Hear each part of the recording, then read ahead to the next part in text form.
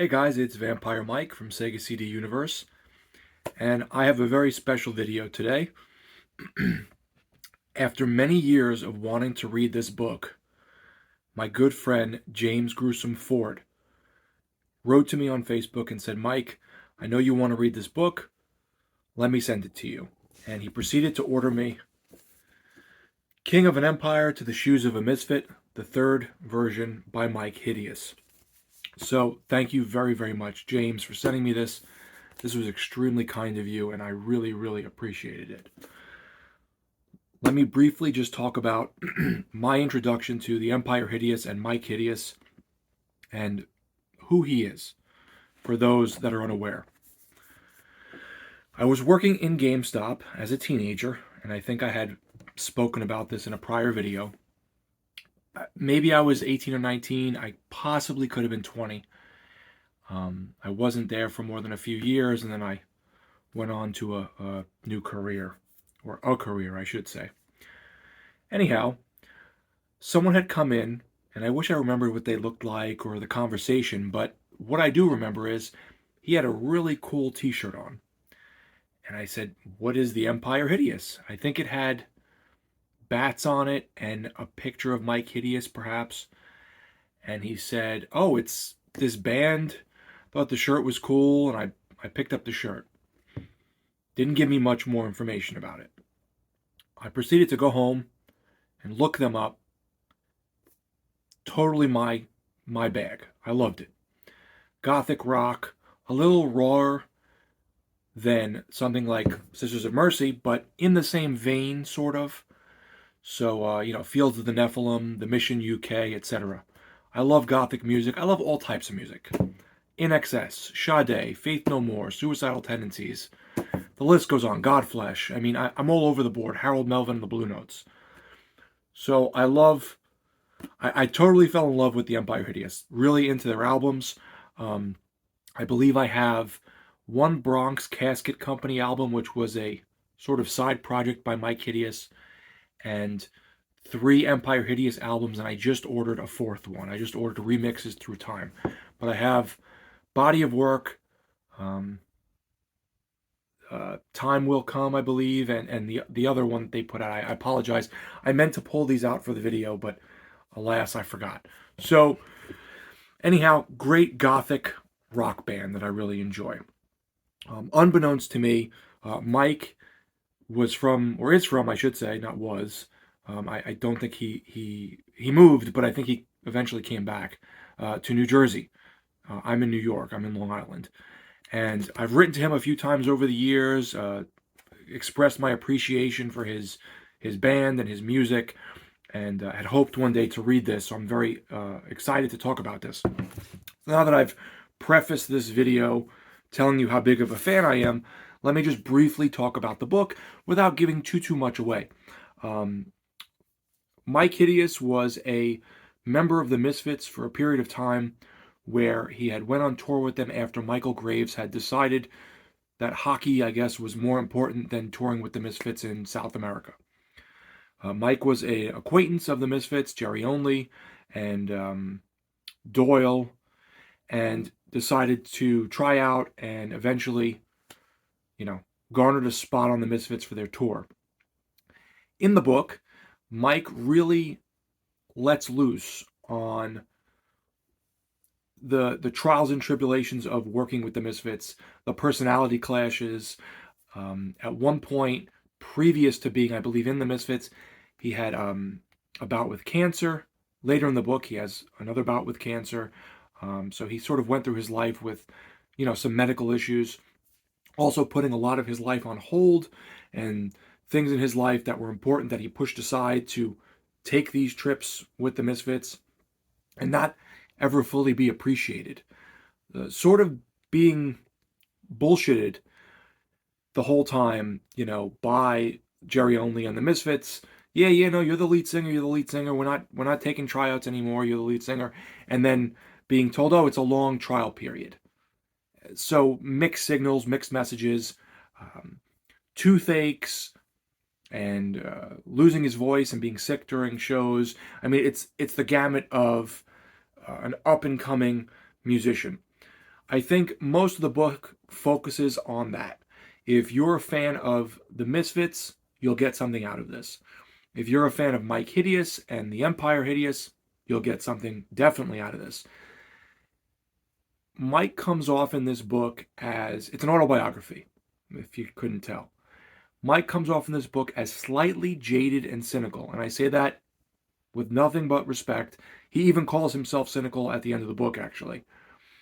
And the reason that he's so cynical and jaded, or part of the reason, is his interactions with the Misfits, with Chud and Jerry Only and Doyle, who I'm a fan of some of their music. I like the Misfits when they had Danzig. I like the Misfits when they had Graves. He also has interesting things to say about Michael Graves and their non-relationship, if you will, him replacing him on the tour, etc. It's a very interesting read. I have a pretty bad memory, so it's cool that he went through this tour and wrote down all of his memories, put them to paper. I think it's really interesting. It does definitely shine some light on the Misfits, on Jerry Only, and some of their faults.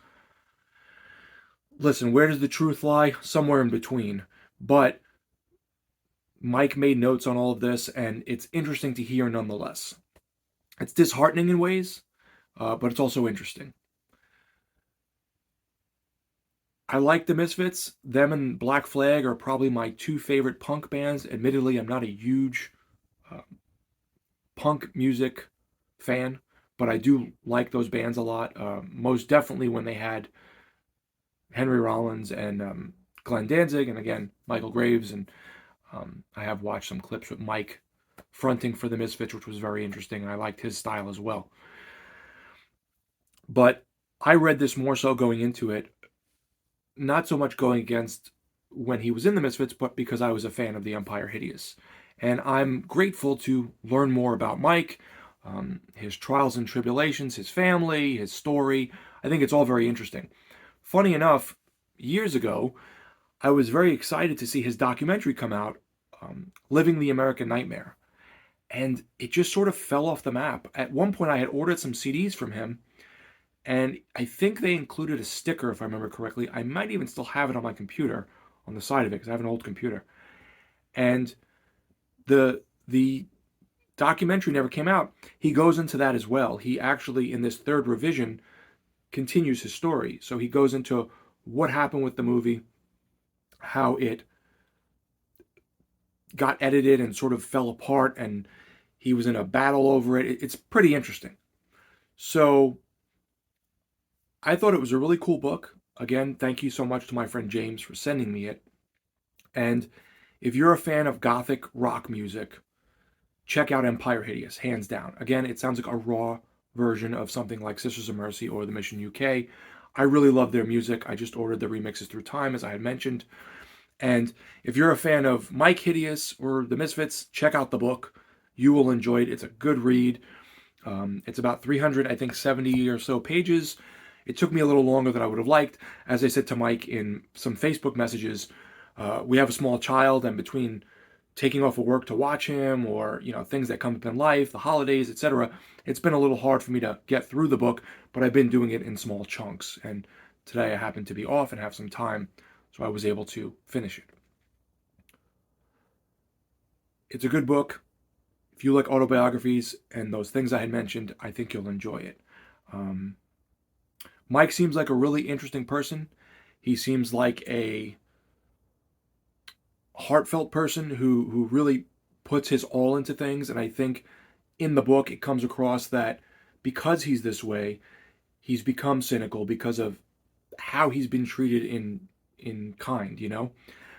When you put your heart into something and you try to push forward in a positive direction, and things don't exactly go the way you plan them to, or people tend to derail you, it can be extremely disheartening and annoying, and you sort of lose any hope you have for maybe humanity as a whole, but definitely in specific people in your life. So that's a big portion of this book. Some of it does come off a little negative, but again, I think it's just because of Myke's interactions with all these different people. He was definitely a underground rock star that I think deserved some more appreciation. He was friends with Pete Steele. I know in the book he touches upon Pete Steele and him working on his last album. Pete was supposed to produce it, and then he passed away, which sucks because the album was excellent, and it would have been really cool for Pete Steele to be a part of that as well. So that's my kind of 2 cents on King of an Empire to the Shoes of a Misfit. I'm very grateful that I finally got to read this after, I don't know, probably 10 years of wanting to read this book and just not ordering it. I'm not really an avid reader. The last book I actually read was probably, I think it was called The Valkyries by Paulo Coelho, who wrote The Alchemist. I love him. I read that maybe 4 years ago or something on a vacation with my wife. So I just don't have the time nor the mental capacity usually to read and take things in. So this is definitely something that held my attention. I enjoyed.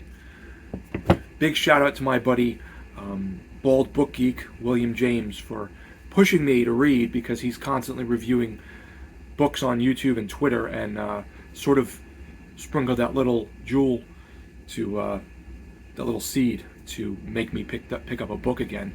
But I don't expect to read another book for a long time, so you probably will not see many or any more book reviews. But again, I am happy I read this, and I recommend it to those people that are a fan of Myke Hideous.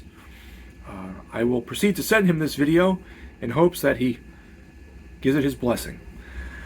Thank you guys for watching. It's Vampire Myke from Sega CD Universe. Be good.